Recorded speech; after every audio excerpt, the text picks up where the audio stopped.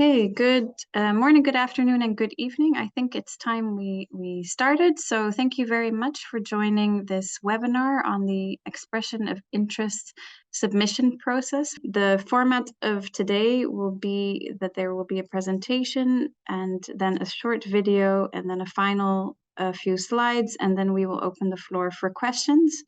The ICARS team who is here with me will also be answering questions in real time in the Q&A or in the chat box.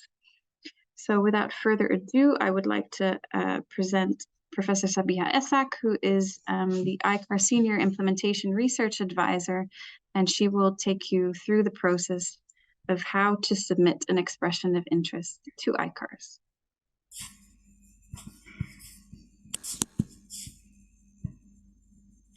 So dear colleagues, welcome to this webinar where we will give you a brief background on ICARS and then guide you through the expression of interest application. You're all very welcome. So a brief history about ICARS. ICARS is an international organization working in partnership with governments and LMICs to develop and test context-specific solutions for antimicrobial resistance. ICARS provides funding and expertise across the One Health spectrum, and ICARS is an independent, self-governed organization since 2021, attracting funding from member states as well as from foundations. So our vision as ICARS is we envisage a world where drug-resistant infections no longer pose a threat to the health of humans and animals, the environment, global food security, and economic prosperity. Our mission is to partner with low and middle income countries to co-develop AMR interventions that generate solutions for sustainable scale-up. We do this by providing funding, expertise, and support to intervention and implementation research projects which are evidence-based, context-specific, and cost-effective. Our aim is to develop sustainable solutions that use the One Health lens and that lead to behavior change and that close the gap between science and practice. So quite a mouthful and quite an ambitious agenda that we've set as ICARS. So ICARS offers a unique value proposition compared to other funders. And there are 5 in total. So the first is that countries determine their AMR research priorities. ICARS implements a parallel top-down and bottom-up approach. Our projects are embedded in the IIR framework. ICARS participates in co-development with technical and financial support from ICARS from inception of the project to closeout, and then we also include a roadmap for scale-up. And I'm going to go through each one of these value propositions in the next few slides. So ICARS' first value proposition is self-determination by countries. That is, countries are able to identify and prioritize the AMR challenge and interventions that they wish to work on. ICARS does not issue a call for expressions of interest on a specific topic, rather encourages countries to identify their most urgent and their most important AMR priorities. ICARS currently has 41 active projects in 19 countries, spanning human, animal, environmental sectors across Africa, Asia, Europe, and Latin America. We have established partnerships with more than 70 LMIC ministries, research institutions, funders, as well as international organizations, and this within a very short 3-year, almost 4-year period since the inception of ICARS. ICARS' second value proposition is the unique top-down and bottom-up approach that fosters collaboration between policymakers and researchers in countries. We secure commitment from the ministerial level, and then we work with local universities and research institutions to co-develop and execute our projects. We also have international and national partnerships with implementing partners such as REACT, ILRI, Fleming Fund, WHO, GAMREF, and we try to avoid duplication and build on existing initiatives and look for synergies. I wanted to speak a little bit more or re-emphasize our top-down and bottom-up approach. ICARS works at the ministry level to identify key AMR priorities, challenges, and problems to be addressed in the context of the National Action Plan on Antimicrobial Resistance. We would like the ministry to commit to scale up based on the evidence that will be generated by the project. So a country ministry, whether it's the Ministry of Health, the Ministry of Agriculture, or the Ministry of Environmental Affairs, has to sign on or endorse the project that is proposed in the expression of interest, and also sign an MOU. So we will not proceed without the endorsement and support of a ministry.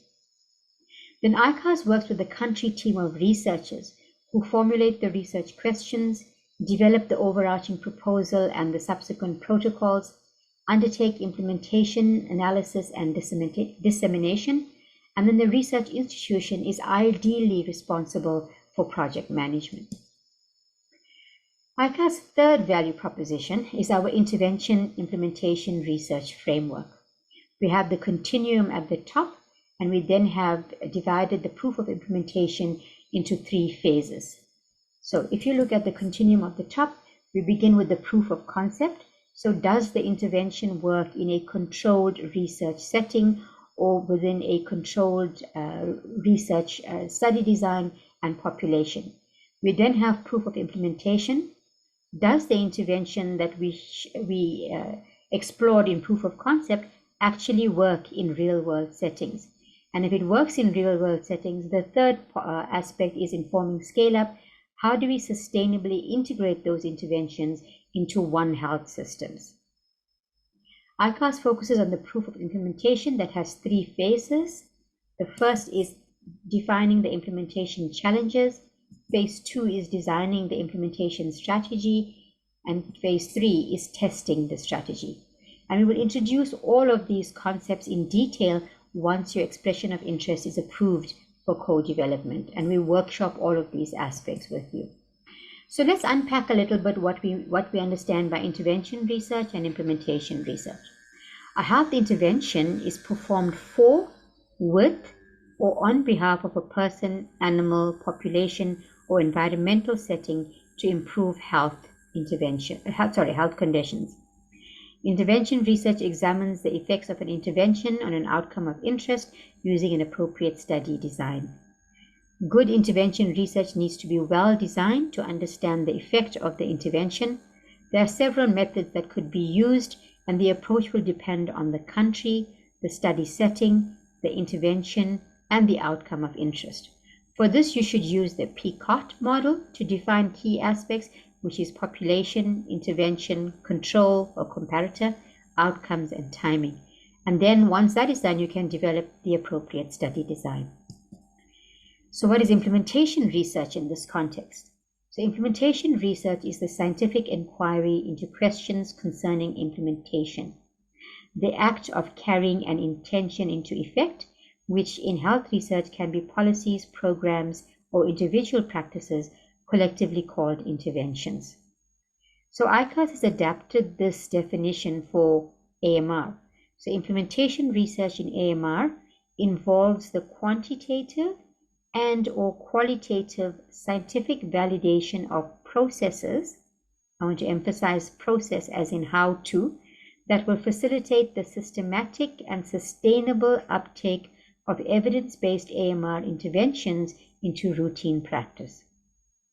The ultimate goal of implementation research in AMR is to improve the capacities of human, animal, agricultural, and environmental health systems to mitigate AMR individually in their own sectors and then collectively in a coordinated One Health approach. So using implementation research, we will adapt and adopt an efficacious intervention to mitigate AMR as shown on the diagram. So there are several evidence-based interventions and guidance to mitigate AMR in humans, animals, and the environment, several incorporating the One Health approach. But all of us on this call know that AMR is still escalating globally. And this is in part because of implementation challenges, especially in LMICs. So the question we ask is, why are successful interventions not being implemented at a larger scale? And ICARS works with countries to address some of the implementation bottlenecks listed on this slide. So first of all, one of the implementation bottlenecks is suboptimal political support, or policy commitment. And this may be because of poor understanding of the consequences of AMR, or the lack of a convincing business model or economic model, or a return on investment. Another bottleneck is poor local ownership, engagement, or behavioral change from various stakeholders for various reasons. And these may be suboptimal knowledge, attitudes, and practices on AMR and its consequences, the lack of knowledge and the importance for implementation research to get sustained change, and the lack of capacity in implementation research. And a third bottleneck is inadequate human, infrastructural, and operational resources. So in addition to financial resources, LMICs require human capital development and implementation research in order that they may adapt and adopt evidence-based solutions into country AMR policies, programs, and practices. So scalable and successful interventions are based on research that has both an intervention and an implementation component. Our fourth value proposition is that ICARS works jointly with country teams from inception to close out. ICARS works with the country team for the identification of the AMR challenge and conceptualization of the implementation intervention research question to final dissemination and communication of the results to both policy stakeholders and others, and to policymakers and other stakeholders, so from inception to close out. So ICARS supports countries to identify and prioritize the AMR challenges. ICARS jointly identifies and develops evidence-based solutions to address priority AMR challenges in partnership with countries. ICARS walks along with the countries each step of the way, from expression of interest to project scale-up. ICARS provides technical, administrative, and financial support, and ICARS builds human capital in AMR research and project management. And this capital can be used or extended to other health systems challenges. So we are a bit unique in that we walk with you every step of the way in developing your concept notes and your proposal, and then ultimately implementing and executing your research project. So what does this mean practically? What does it mean in practice? So an ICARS advisor and technical consultants provide as much support as needed for the project duration. In return, countries are expected to own the proposal development process from start to finish, identify the AMR challenge or problem, including with supporting data and evidence. So how do you know that this is a problem? Provide updated information on the situation in the country, or carry out a rapid gap analysis to support the proposal, and then coordinate and convene stakeholders, and ultimately put all of this together in the form of a research proposal. This is the journey we travel together. We start with the expression of interest, which is the subject of this webinar. Once the expression of interest is accepted, we embark on the co-development of the concept note, followed by the proposal. We undertake a scoping visit to better understand the AMR challenges prior to concept note development, and sign the memorandum of understanding after the concept note is approved. The proposal is both internally and externally reviewed by the Technical Advisory Forum, and then grant agreements are signed, funds are released, and the project is then implemented. The timeline is shown on this figure, and to say that there is a co-development grant also available to assist you while you are working on developing the concept note and the proposal. So countries that are requesting financial support from ICARS are equal partners and collaborators. ICARS provides support to identify and implement a solution to a specific antimicrobial resistance challenge, I should say, and we give financial support around $500,000, sometimes a little less, sometimes a little more, depending upon the nature of the project. Countries provide in-kind contributions such as in-country expertise, office space and supplies, human resources, equipment, and monetary support if possible. ICARS' approach to scale up is part of the entire application process, and this is the fifth value proposition.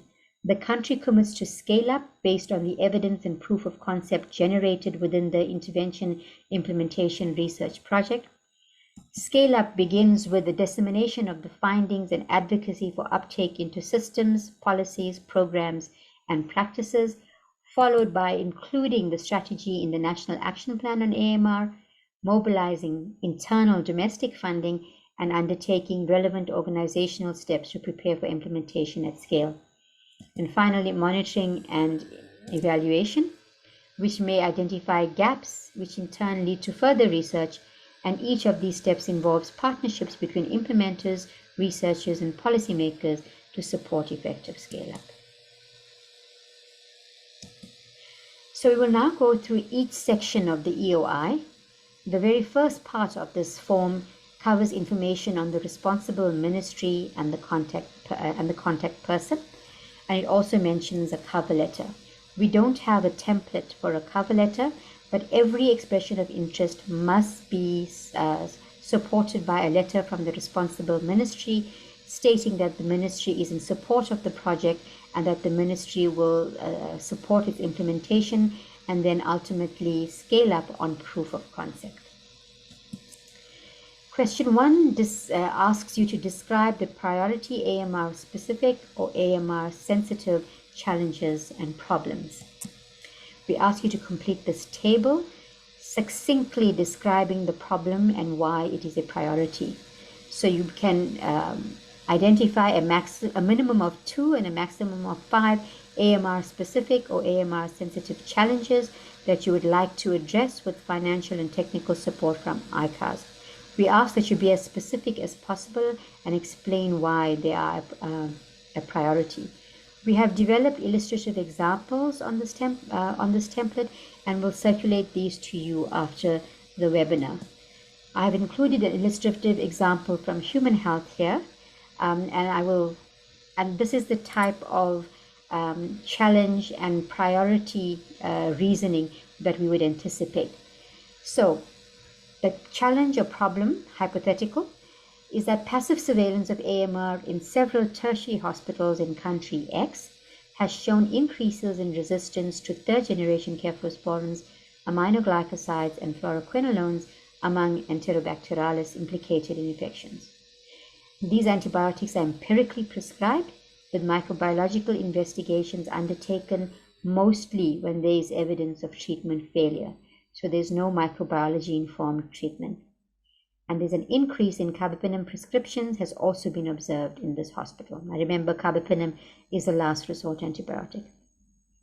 So the reason provided by the country as to why this particular problem was prioritized was that third-generation cephalosporins, aminoglycosides, and fluoroquinolones, as well as carbapenems antibiotics, are broad-spectrum antibiotics that fall into the watch and reserve categories of the WHO AWARE categorization. And these 4 antibiotic classes collectively constitute 55% of all antibiotics used in tertiary hospitals. And this is contrary to the WHO target that 60% of all antibiotics consumed should be from the access category. So this country is concerned that they are overusing the reserve and watch classes of antibiotics. So that was an illustrative example of a challenge and why it was prioritized. Question 2 then says, how do you know that this is a challenge? So provide evidence in support of the identified AMR challenges and problems. And here you provide the supporting evidence for each AMR challenge or problem identified. How do you know that this is actually a problem? We ask that you draw on data generated from Fleming Fund and MPTF grants, GLASS submissions for both the AMR as well as the AMU modules, submissions to ANIMUS for the old OIE, the World Organization of Animal Health, and submissions to the imminent FAO INFARM project. You may also extract data from your joint external evaluation that you have put together in terms of the international health regulations and final WHO reports. And there may also be data in your health information systems or laboratory information systems. So this is the data or the evidence that you have in country in support of the AMR challenge that you have identified. So continuing on with the illustrative example that we started up with, in this case, the country X had data from laboratory information systems, GLASS, AMR submissions, Fleming Fund reports that showed increases in resistance to third generation cephalosporins from 15 to 40%, to aminoglycosides from 10 to 20%, and to fluoroquinolones from 20 to 40% over a 4-year period, 2019 to 2023. At the same time, drug procurement data and OGLAS AMC submissions showed a 3-fold increase in the procurement and the consumption of carbapenems in the same period. So we had an increase in resistance and an increase in use. So now that we have the problem and we have evidence in support of the problem, we ask you to identify at least 2 interventions that will address the problem. So in question 3, we ask you to describe 2 or more measurable interventions that can potentially address the AMR challenges or problems described in the previous questions, and to indicate how these align with existing or planned AMR interventions in your country, indicating the strategic objectives of the National Action Plan that these interventions will address, and we ask you to attach your National Action Plan as Appendix 1.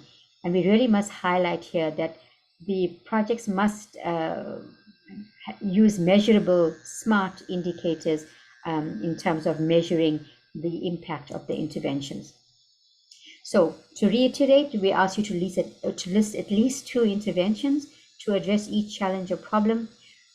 We also ask you to ask you whether this builds on existing or planned AMR activities or interventions in the country. So we don't want to duplicate work that is already being done, rather build and synergize on other AMR activities within the country. We want to know how it aligns with the NAP on AMR.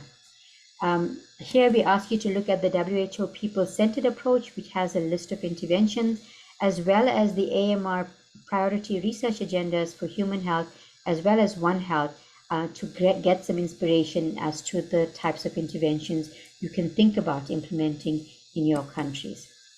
So the illustrative example, continuing with that. So we know that the challenge is the increase in resistance to watch and reserve antibiotics and increase in the use of carbapenem as the last resort antibiotics. So the 2 potential interventions that have been suggested is, firstly, diagnostic antimicrobial stewardship and formulary restriction, where watch and reserve antibiotics will only be authorized for use by a medical microbiologist based on microbiological investigations. So if a prescriber wants to prescribe one of the watch and reserve antibiotics, it has to be backed up by a microbiology investigation, and the medical microbiologist should say, yes, this is the best antibiotic that can be used, because the organism that is isolated from this patient is actually resistant to the access antibiotic. So diagnostic antimicrobial stewardship and formulary restriction. The second intervention is prospective audit and feedback, together with education and training to provide feedback and optimize antibiotic prescribing respectively. Now, many of you know that prospective audit and feedback usually takes the form of a ward round, where there are special antibiotic charts that record the antibiotic that a patient has been given. And a group of people consisting of an infectious diseases physician, a medical microbiologist, an infection prevention and control practitioner, a clinical pharmacist, or even just an ordinary prescriber who's a champion for AMS get together, look at every prescription, and then determine whether that is the indicated, whether the dose and duration, etc., is correct, and whether that has been informed by microbiological investigation. So both these, if you look at the next column, both these interventions are aligned with other activities in the country, and they will leverage the AMR data generated from AMR and AMU surveillance, established with funding from the Fleming Fund and the Multi-Partner Trust Fund. So we already have baseline data for these interventions. And then in terms of whether they align with the National Action Plan on AMR, the strategic objectives I have listed here align with the Global Action Plan. So in terms of the first one, strategic objectives 2 on surveillance and research, and 4 on optimizing antimicrobial use, are the applicable strategic objectives of the National Action Plan on AMR. And for the second intervention, it's strategic objectives 1 and 4 of the National Action Plan on education, on training, and on AMR, and optimizing antimicrobial use, respectively. Again, I'm drawing on the Global Action Plan and the strategic objectives contained in that plan. The question 4 asks how the ministry will integrate learnings from these projects and the proposed interventions into country policies, programs, and practices to mitigate AMR. So this speaks to scale up. This section requires a brief narrative on how the responsible ministry envisions sustainable uptake and scale up of successful interventions following the completion of the project and the proof of concept. So in this case, the example that we've given is the Ministry of Health will approach the Ministry of Finance to allocate dedicated funding or increase the laboratory and pharmacy budgets for diagnostic stewardship and antimicrobial stewardship in the hospitals.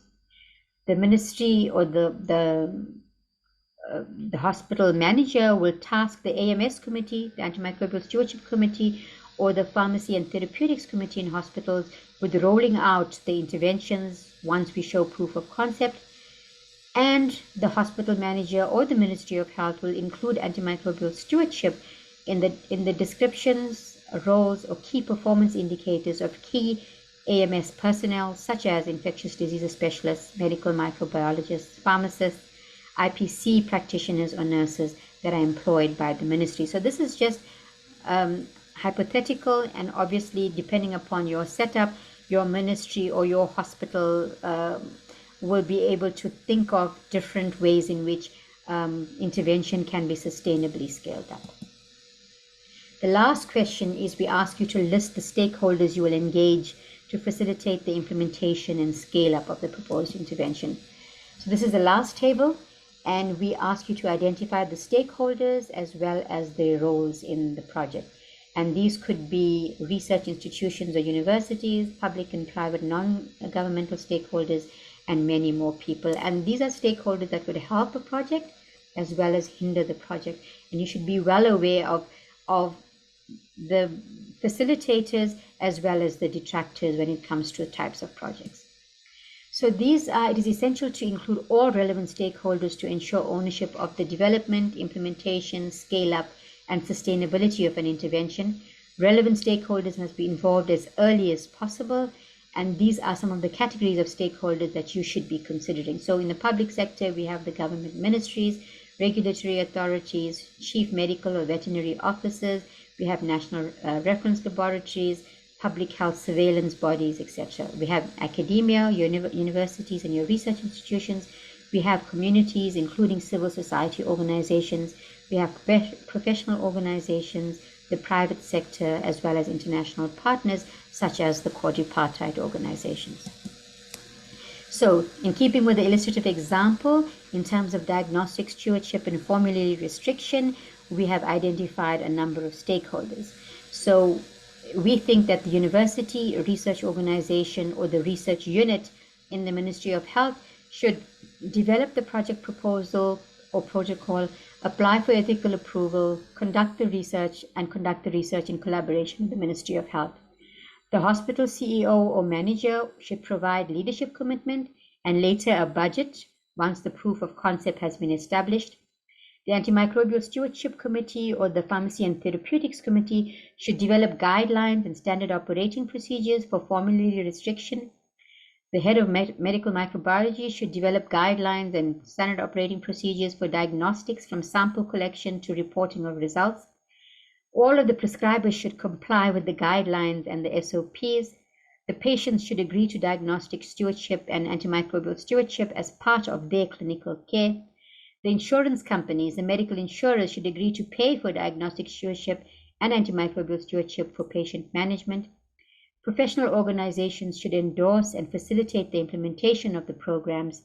Health professional regulatory bodies should include AMR mitigation and antimicrobial stewardship in the scopes of practice of healthcare workers. And finally, the Ministry of Health should endorse and facilitate the implementation of the project, fund and facilitate scale-up once we show evidence of proof of concept. I'm going to stop here for you to view a video that we have developed on our co-development journey. At the International Centre for Antimicrobial Resistance Solutions, or ICARS, we partner with low and middle-income countries to co-create, co-develop and fund projects that support the mitigation of antimicrobial resistance, or AMR, in line with countries' national action plans. We provide technical expertise and financial support to evidence-based, context-specific and cost-effective research projects that span human health, animal health, agricultural and environmental sectors. To ensure sustainability and local ownership, we engage with a wide range of in-country stakeholders such as policymakers, researchers, healthcare professionals, veterinarians, civil society organizations and the private sector. ICARS exclusively works with low and middle-income countries because they bear the largest burden of AMR.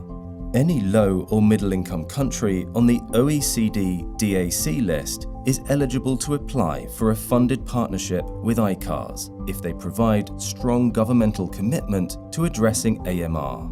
The ICARS project application process.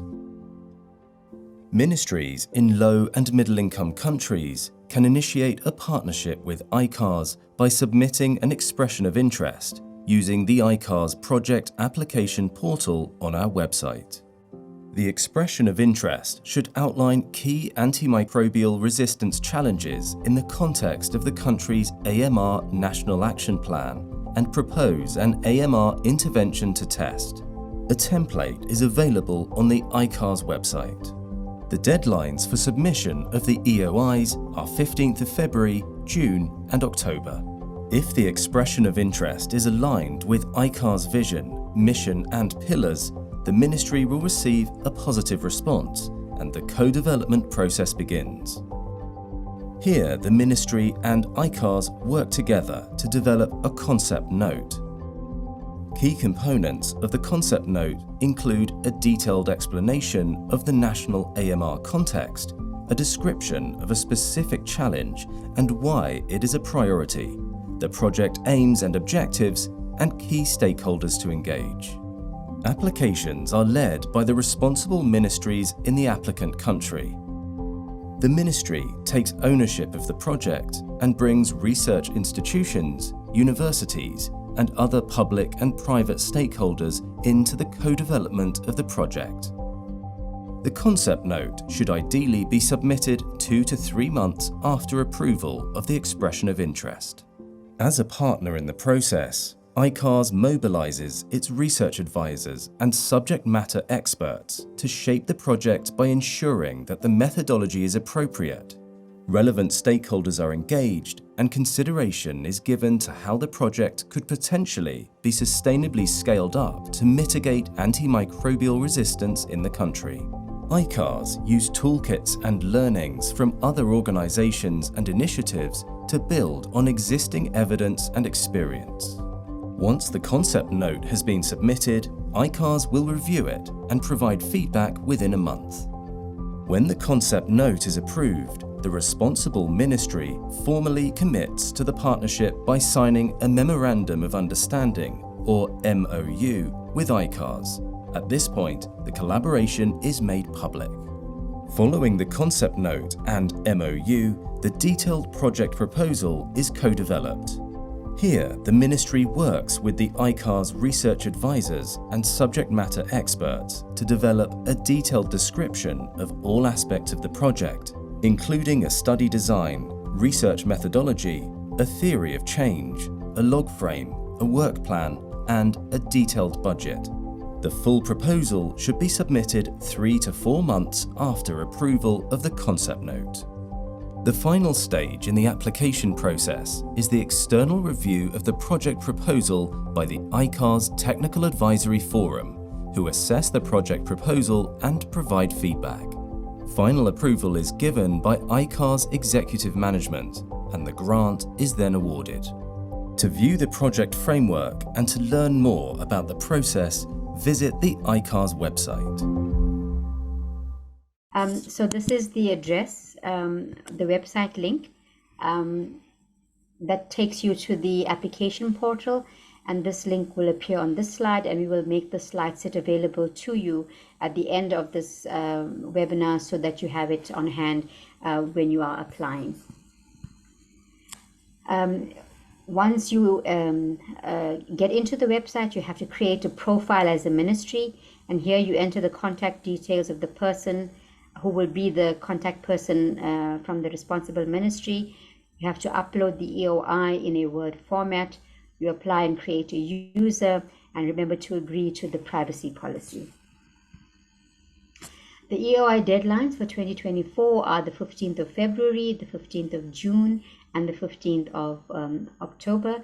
Only applications through the ICARS application portal will be considered. If you have any outstanding questions or you would like for us to look at your draft EOIs, please do not hesitate to contact us. You can contact me on the email address that is listed on the slide, and you are really very welcome to reach out for guidance before submission. And with that, I thank you for your time, and I'm happy to take any questions.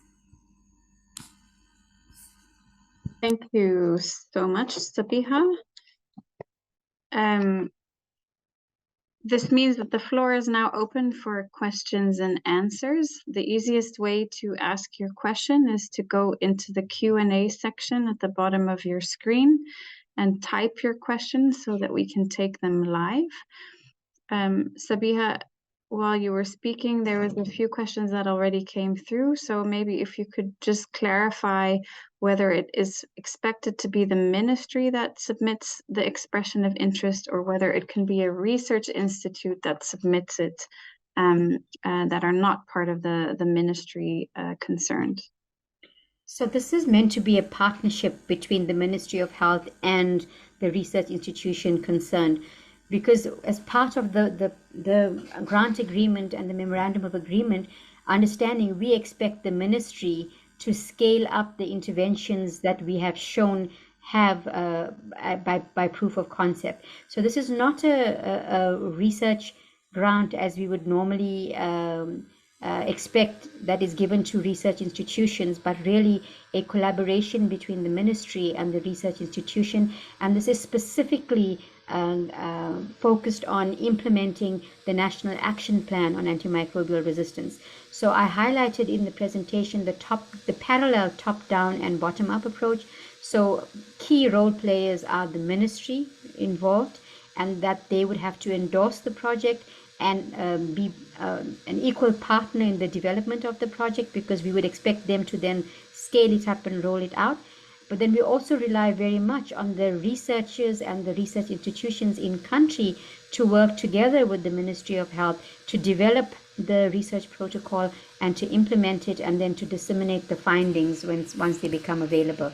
So the non-negotiable part of it is that a ministry has to sign on, and endorse the project that is proposed. So this has to be a true collaboration between the policymakers and the researchers within the country.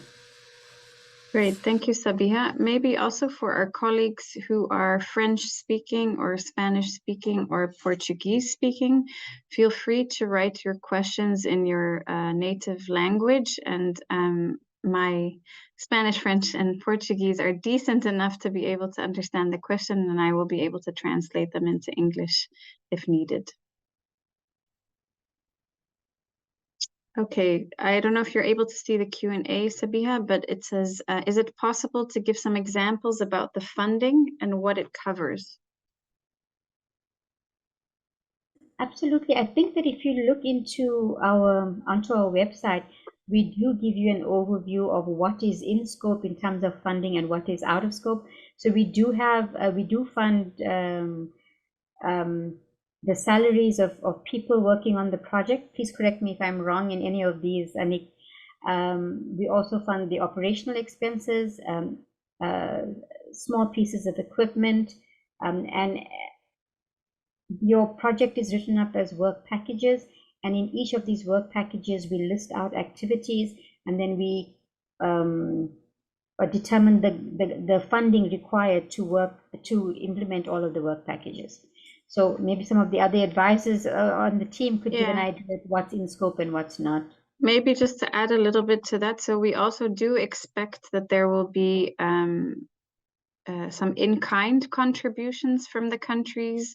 So it's not purely funding. So that would be things like office space or potentially even use of equipment or rentals of meeting rooms. But in general, it covers the funding should cover all the activities required to implement the intervention and do its evaluation, both in terms of effectiveness and in terms of implementation research outcomes.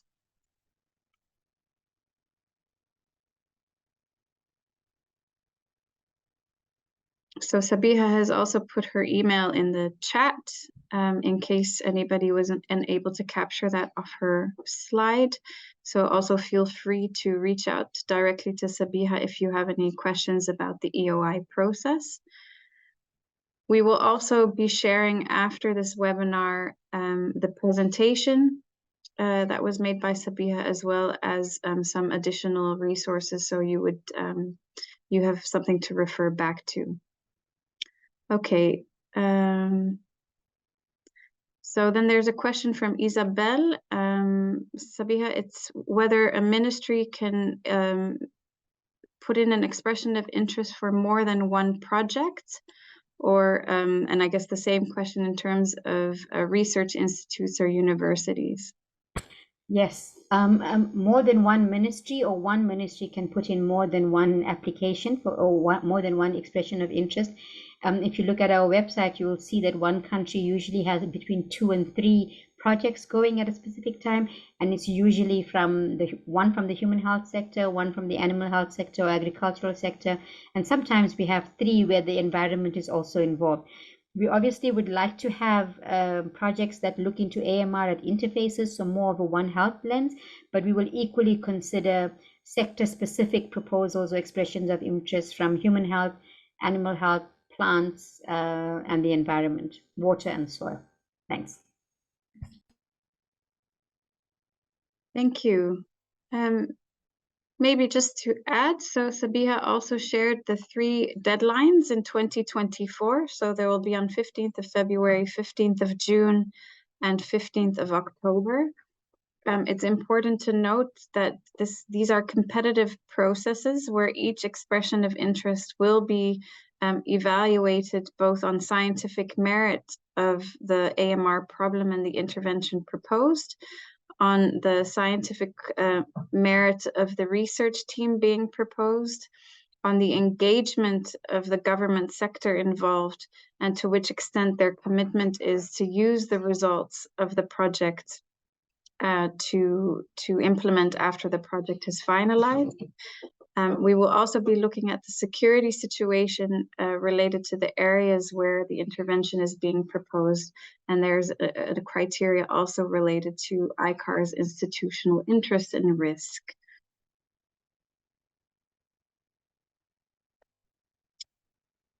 I will pause here and see if there's any other questions that come through.